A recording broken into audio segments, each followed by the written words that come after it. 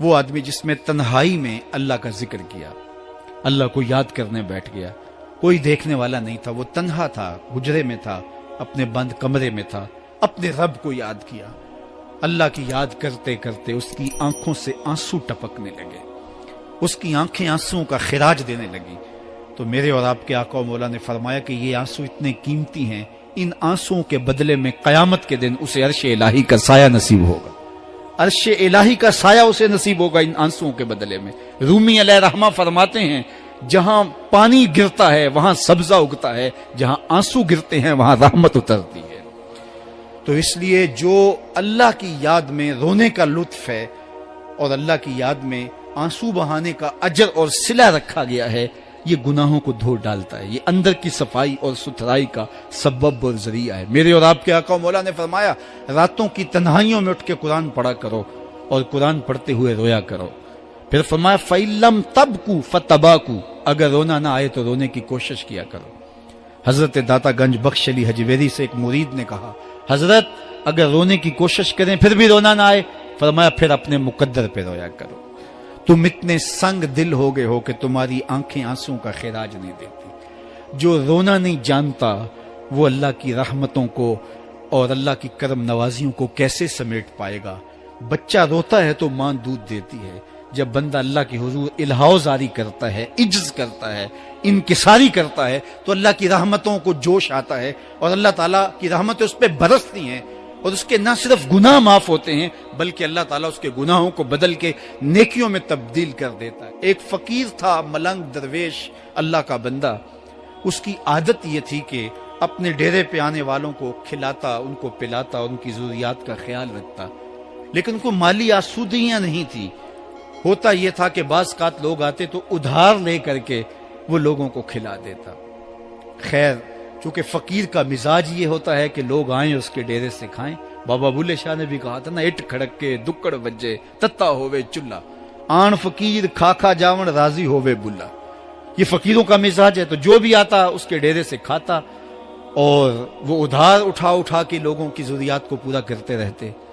وقت آخر آ گیا، جن لوگوں نے ادھار دیا تھا وہ سارے تقاضا کرنے آ گئے۔ اب بابا جی کو کیا فکر لاحق ہے کہ یہ میرے مہمان اور میں ان کو کچھ پیش کرنے کی صلاحیت نہیں رکھتا۔ ایک بچہ تھا، وہ کچھ سامان بیچ رہا تھا، پتیسا بیچ رہا تھا یا کوئی اور چیز بیچ رہا تھا۔ اس نے گلی سے گزرتے ہوئے آواز لگائی، خادم کو کہا سے بلا کے لاؤ، کہا تم بیچ رہے ہو تو میرے مہمانوں کو کھلا دو۔ بچہ بڑا خوش ہوا کہ میں سارا دن گلیوں میں گھوم کے یہ پتیسا بیچنا تھا، اب یہ ایک جگہ ہی سارا فروخت ہو گیا تو یہ تو موج لگ گئی، میں جلدی گھر چلا جاؤں گا، میری ماں خوش ہوگی۔ تو سارا ان مہمانوں کو کھلا دیا گیا اور اس کے بعد کہا بابا جی پیسے؟ کہا تم بیٹھ جاؤ، جب ان کو ملیں گے تو تجھے بھی مل جائیں گے۔ وہ بیٹھ گیا، 2 4 10 منٹ بیٹھا تو بچہ تھا، پھر کھڑا ہو گیا، بابا جی پیسے؟ کہا جب ان کو ملیں گے تو تجھے بھی مل جائیں گے۔ پھر آدھا گھنٹہ گزرا تو پھر اس نے کہا بابا جی پیسے؟ میری ماں میرا انتظار کر رہی ہے، ہمارے گھر کا چولہا اسی سے جلتا ہے، میں یہ پیسے لے کر جاؤں گا اور میری ماں کوئی ہنڈیا خریدے گی اور ہم شام کا گھر کا کوئی سلسلہ کریں گے۔ کہا بیٹا جب ان کو ملے گا تو تجھے بھی مل جائے گا۔ بچے نے رونا شروع کر دیا، یتیم بچہ تھا، اس کا سارا آسرا یہی تھا، اس نے رونا شروع کر دیا۔ جب بچہ رویا اللہ کی رحمت کو جوش آیا۔ کوئی مرید نذرانہ لے کے ان بزرگوں کے پاس آ گیا اور اشرفیوں کی بھری ہوئی تھیلی پیش کی۔ وہ اتنے پیسے تھے کہ اس بچے کو بھی دیے، جتنے لوگ آئے تھے سب کا قرض چکایا، کہا جاؤ گھروں کو۔ تو سب نے کہا بابا جی ہم صبح سے بیٹھے ہوئے تھے تو یہ نذرانہ دینے والا صبح سے نہیں آیا تو اب کیسے آ گیا؟ کہا صبح سے تمہارے اندر کوئی رونے والا نہیں تھا، ایک رونے والا آیا تو باقیوں کا بھی کام بن گیا۔ بعض اوقات کسی ایک شخص کی وجہ سے باقیوں کی خطائیں بھی معاف ہوتی ہیں۔ آج ہم اجتماعی طور پہ تا حد نظر اندر باہر اوپر نیچے اتنے لوگوں کے ہجوم میں اللہ کی بارگاہ سے یہ توقع رکھتے ہیں کہ مالک کتنے ہجوم میں کوئی ایک تو ہوگا جو تیرا لاڈلا ہوگا، کوئی ایک تو ہوگا جو تیرا بہت قریبی ہوگا، کوئی ایک تو ہوگا جس پہ تیری رحمتیں برسیں گی۔ تو مالک اس کے صدقے سے ہماری خطائیں بھی معاف کر دے، ہمارے گناہ بھی معاف کر دے۔ کوئی ایک رونے والی آنکھ مل گئی تو باقیوں کا بھی کام بن جائے گا. اٹھ فریدا ستیا تے میلا ویکھن جا, وت کوئی بخشیا مل جاوے تے تو ہی بخشیا جا. میرے مالک ہم سب کی خطائیں معاف کر دے, ہم سب سے درگزر فرما, اور ہم سب کے باطن کو ستھرائیاں دے دے, ہمارے اندر کو پاکیزگیاں دے دے. بہت وقت میں نے اور آپ نے صاحب گزار لیا, تیزی کے ساتھ زندگی بیت رہی ہے. میں اگر اپنے آپ کو دیکھوں تو میری زندگی کتنی بہاریں کاٹ چکی ہے. اگر آپ اپنے آپ کو دیکھیں, کوئی 60 سال, کوئی 20 سال, کوئی 25 سال, زندگی تیزی کے ساتھ گزر رہی ہے. بندہ جب سوچتا ہے کہ میں 40 سال کا ہو گیا ہوں تو آگے میری زندگی کے اگر 30 سال بھی ہیں تو 30 سال تو کافی ہیں, لیکن وہ پیچھے اگر پلٹ کے دیکھے تو 40 سال یوں گزر گئے جس طرح چٹکی بجائی جاتی ہے. جب چٹکی بجانے کے وقت میں 40 سال گزر گئے محسوس ہوتے ہیں, تو جو باقی 30 سال اگر ہوئے بھی, وہ تو گمان ہے میرا, وہ تو گمان ہے آپ کا. ہمیں تو ایک سانس کا بھی نہیں پتا. پوچھا گیا زندگی اور موت کے بارے میں کیا خیال ہے, کہا فجر پڑی ہے, پتہ نہیں ظہر پڑھ سکیں گے یا کہ نہیں. کہا اتنی لمبی امیدیں لگائے بیٹھے ہو, کہا ظہر پڑی ہے, پتہ نہیں عصر پڑھنے کا موقع نصیب ہوتا ہے کہ نہیں. کہا یہ بھی طول عمل ہے. ایک بولا عصر پڑی ہے, پتہ نہیں مغرب پڑھ سکیں گے یا کہ نہیں.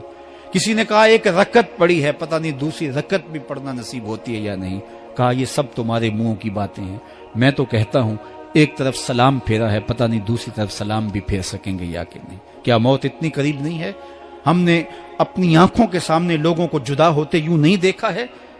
ہم کہتے ہیں اس کی خبر سنا رہے ہو موت کی, یہ تو میں نے ابھی سبزی والی دکان پہ دیکھا تھا. لیکن جب موت آتی ہے تو ایک لمحے کا تقدم اور تاخر نہیں ہوتا.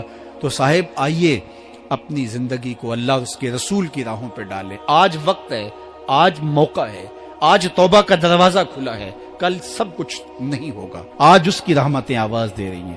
آج وقت ہے, وقت پر کافی ہے ایک قطرہ بھی آب خوش ہنگام کا.